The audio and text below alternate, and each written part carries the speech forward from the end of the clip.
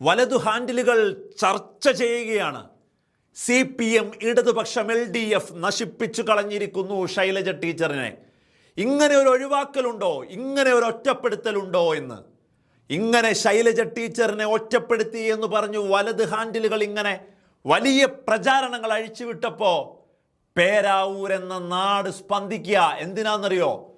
നിഷ്പക്ഷമതികൾ, സ്ത്രീകൾ, അമ്മമാർ, കുഞ്ഞുങ്ങൾ എല്ലാവരും ഒരൊറ്റ ശബ്ദത്തോടെ പേരാവൂരിൽ പറയുകയാണ്, ആരൊഴിവാക്കിയാലും ഞങ്ങൾ ശൈലജ ടീച്ചറെ ചേർത്തു പിടിക്കുമെന്ന്. ഈ നാടിൻ്റെ ദുരന്തമുഖങ്ങളിൽ വലിയ പ്രതീക്ഷയായി വന്ന വനിതാ മുഖത്തെ ഈ നാട് ചേർത്തു പിടിക്കുമെന്ന് പറയുകയാണ്.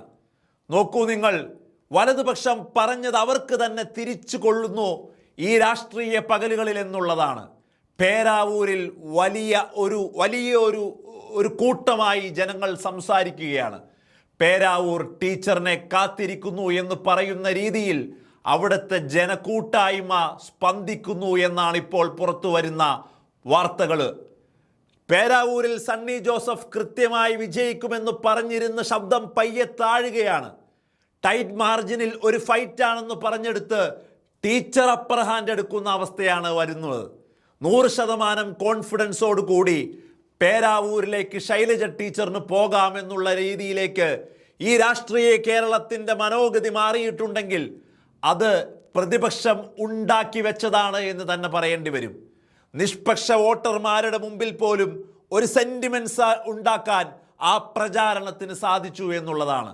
CPM ശൈലജ ടീച്ചറിനെ കുരുതി കൊടുക്കുകയായിരുന്നില്ല പേരാവൂരിലേക്ക്.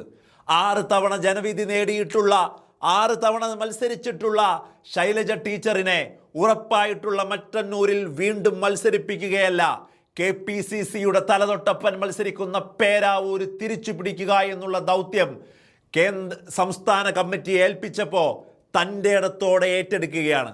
തൻ്റെ ഇടത്തോടെ ഏറ്റെടുക്കാൻ ഇന്നും മുമ്പിലല്ലേ ശൈലജ ടീച്ചർ? കാരണം ശൈലജ ടീച്ചർ ഈ നാട് വലിയ ദുരന്തമുഖങ്ങളിലേക്ക് പോയപ്പോൾ അന്ന് മുഴുവനും നമ്മൾ കാത്തിരുന്ന ശബ്ദമാണ് ശൈലജ ടീച്ചറിനെ.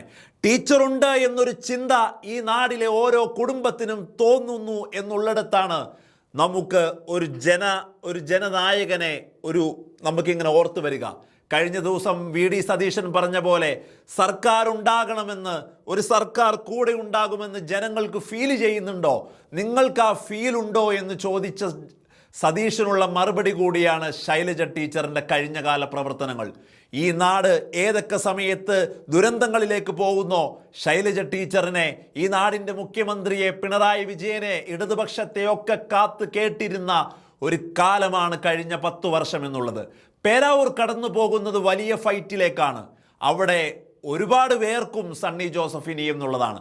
വടകരയിൽ മുസ്ലിം വോട്ട് വലിയ രീതിയിൽ മോദിക്കെതിരെ ഒരു ചലനമാക്കി മാറ്റിക്കൊണ്ടുവന്ന് ടീച്ചറിന് അടിപതറിയതുപോലെയല്ല പേരാവൂരിൽ നടക്കാൻ പോകുന്നത് രാഷ്ട്രീയ പോരാട്ടം തന്നെയാണ്.